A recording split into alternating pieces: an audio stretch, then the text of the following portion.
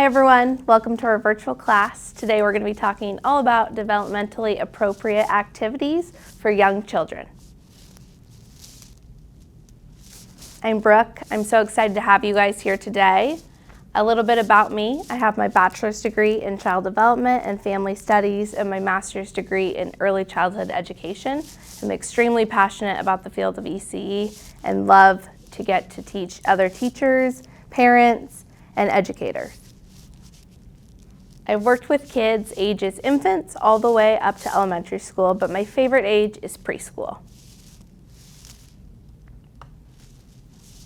So today during our online class, we're going to be talking all about developmentally appropriate practices, art activities for infants and toddlers, as well as preschoolers. We're going to talk about the benefits of art activities and experiences, and easy activities that you can do at home with your child. We're also going to go over some open-ended questions that you can ask your kid while they're doing the activity, and we're going to talk about some resources. So let's get started. Children learn best when they have relationships with the adults that they're with. If they have a relationship with their teacher or you at home, they're going to be able to learn so much more. They also learn best with hands-on experiences. So if you are teaching about letters, it's better to do it hands-on than just to show them a flashcard and say, hey. The kids are going to love it more. We want them to enjoy learning, and this will help at such a young age to learn all the things that they're going to learn. They also love to have meaningful experiences. And finally, it's going to construct their understanding of the world.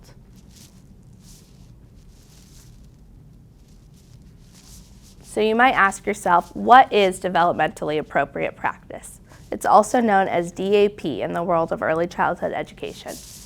It is when you meet children where they are as individuals. We know that all kids are different, all people are different, but it's our job as educators or parents to meet our kids where they are. It's easy to compare your oldest to your youngest. However, you need to remember that everyone's an individual and they're all different. Next, we're going to help children reach their goals by being challenging, but at the same time, still achievable. And finally, just make sure that you know that it's okay, that we're all different.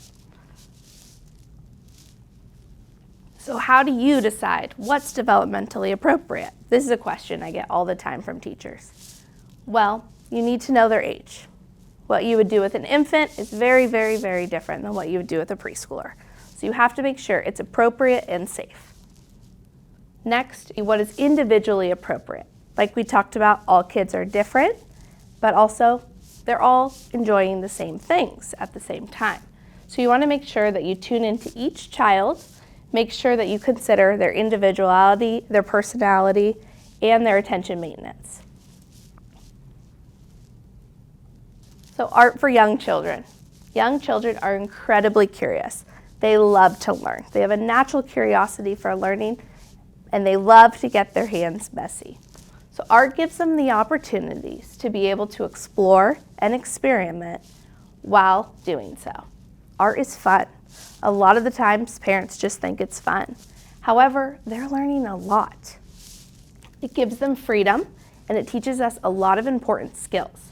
Some of these important skills are fine motor, cognitive, and language. And finally, self-expression. They're so proud of their art.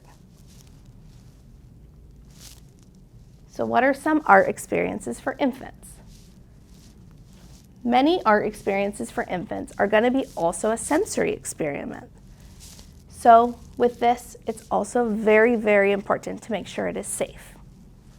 We're going to teach you how to do that today. Some sensory bag activities that kids love to do would be water and oil, water and Dawn soap, sand, pom-poms, and paint. Now all of that sounds kind of messy. I'm sure you're thinking that.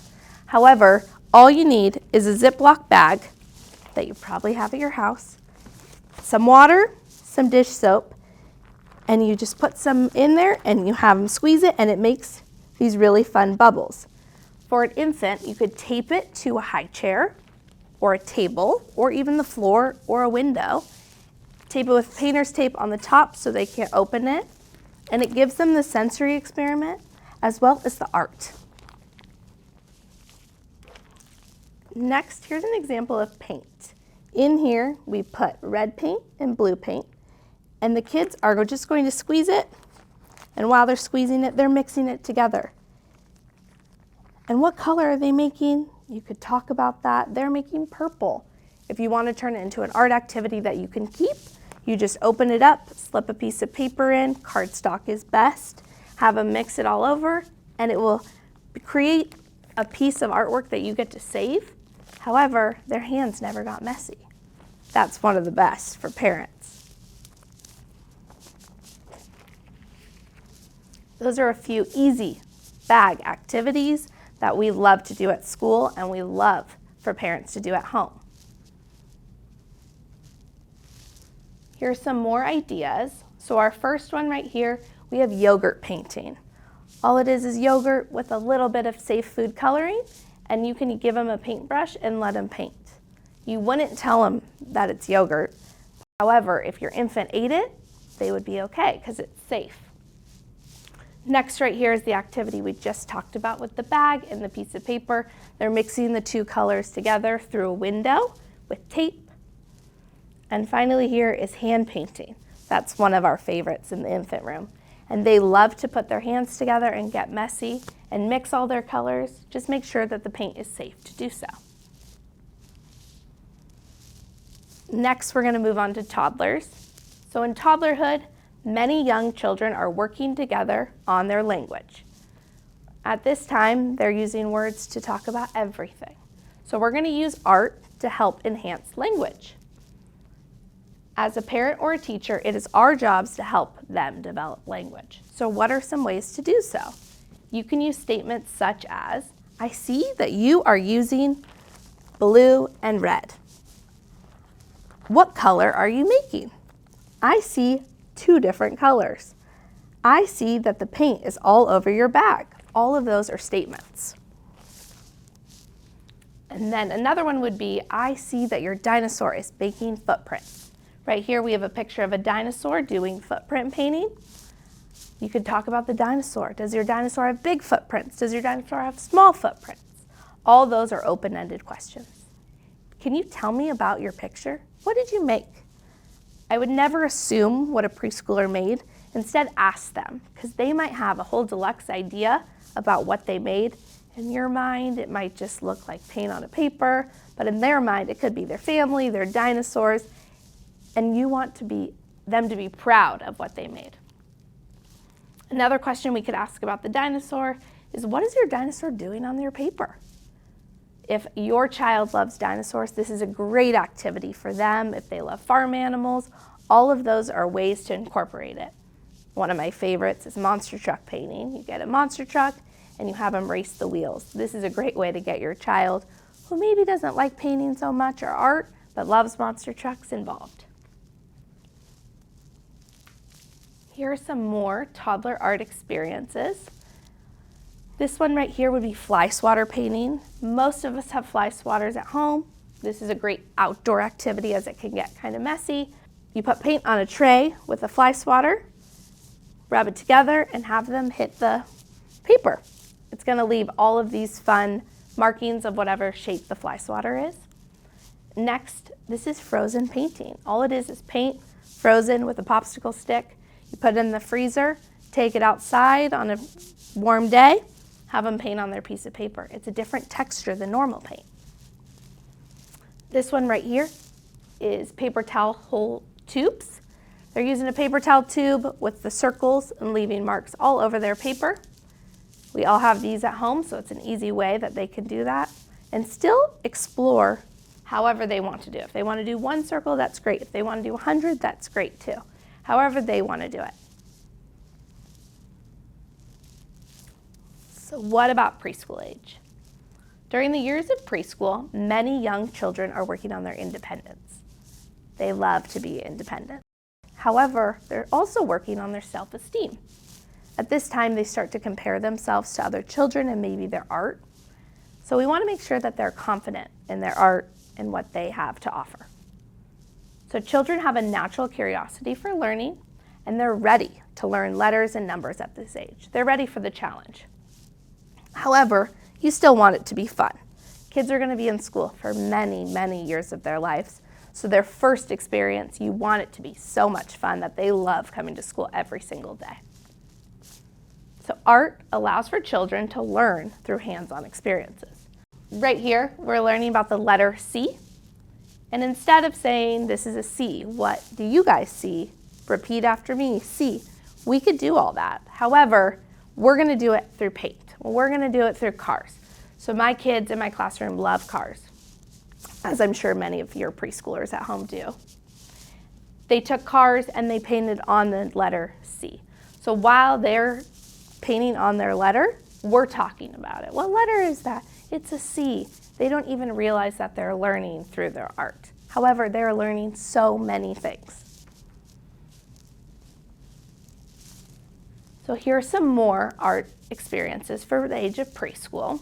A few of my favorite is when you take nature from outside and you turn it into art. So they took nature, we painted on a leaf, hit the leaf on a piece of paper, and left an imprint. You could paint it one color, multiple colors, however you want. Our next one right here is glue, and then you put salt on top of it, let it dry, and then add watercolor. You can use one of our favorites are these droppers and drop the paint onto the salt. Right here, we're going to use them again. This is liquid watercolor. I'm going to pick up the color and put it on your paper towel. There's letters here, so they're putting their droppers over the letters to have them show up. While they're doing that, as you're a parent or a teacher, you are giving them those words. I see this. What are you learning? What do you see? Asking them open-ended questions while they're doing their art. So here at our school, these are a few of our favorite hands-on activities. I got all of these activities from the teachers themselves. So in our infant room right here, they have paint in a Ziploc bag on their window. They're using their fine motor of their fingertip to draw all on their paint. Our next one here, they're doing Lego painting. It was Lego week. They put Legos in paint and they were pressing them all over their piece of paper. This one in our toddler class, they have contact paper. So contact paper is what you line your shelves with, super easy. And you just put it on the wall. You could draw whatever, you could draw nothing. It was Thanksgiving, so we did a turkey. And they took leaves and they put it all over to make feathers for their turkey. Right here you can see this little one who loved this activity. Next one is our paintbrush. This is just painting, but it's a big paintbrush that they're able to hold with their whole hand. This allows them to be able to hold it and not drop it so much while they're still working on their fine motor development. They did some white and some purple there, and they just mixed it all together with their thick paintbrush. Right here we were learning about weather, so we did water with shaving cream on top. We used our favorite droppers to drop all the colors onto the shaving cream. As it soaks in, it will start raining down all the colors. They're going to mix together in the water. This is such a fun activity that they can spend so much time doing it. I think we spent like 20 minutes doing this activity, and then they asked to do it again. So this is great on a rainy day, highly recommend. Up here, it's just a snowflake. It's a printout, and we cut pieces of cardstock, and they glued it on. So they worked on their cutting skills as well as their gluing skills, and they're working on their fine motor, picking up the paper, gluing it, and putting it down. This is one of our favorites to do. This also takes them a very long time, and they're super, super focused. That's why this is a little bit more detailed compared to our infant stage. They're working on their attention maintenance as they get older. Another one of our favorites that I didn't put up there is cotton ball painting. Super easy, all things you probably have at home or could totally get. Cotton ball, clothespin, put some paint, and you just dab away. You could totally do this at different ages, all the way from infants all the way up to preschool, different things. For a preschooler, maybe you could do Christmas lights on a line or pumpkins. And then maybe for a toddler, just let them fill up their paper however they see fit. So here are some open-ended questions that I highly recommend asking. You should write these down and be saying them to your kids all the time so they're learning while doing all activities. An open-ended question is something that you do not say yes or no to. So it's something that they have to give you more of an answer to. Kids' favorite word is no, right? So what's a way to ask questions so they don't say that to you? We're going to use what, how, why, if, and let's. Those are some of my favorite ways to ask this. So our first one will be, what do you think will happen next? You could use this in a book. You could use this in art. You could use this in sensory, science. There's so many things. How does this feel? How does the art feel? How does the sensory feel? How does the sand feel? Why do you think this happened? If we do this, what do you think will happen next? And let's do this together. Let's try it. You're encouraging the kids. If you're excited about it, they're going to be excited about it too. So some of these art activities help children develop fine motor skills, boost the self-esteem, encourage our use of imagination, and so much more. There are endless possibilities with art. There are endless possibilities with sensory, and that's why we're so excited to be able to bring this to you guys today. All of these are fun, easy activities that you can absolutely do at home or at school, and all of these are helping children learn. So our biggest thing we want to take away today, art is so much more than having fun. We are learning through art. We want to make sure that we're allowing them to explore. However they want to do it, however messy it is, we totally are encouraging all the messy. Take them outside or bring them to us, and we will totally let them get messy here at school. But there should not be a reason that you say, oh, that's too messy, let's not do that. Maybe you pick one day a week of all the messy activities. You bring them outside and you hose them down after. But allowing them to explore is going to help them learn so much more. So please connect with us. Here are some ways to contact us. Here's my email. It's brooke@miraculousmilestones.com.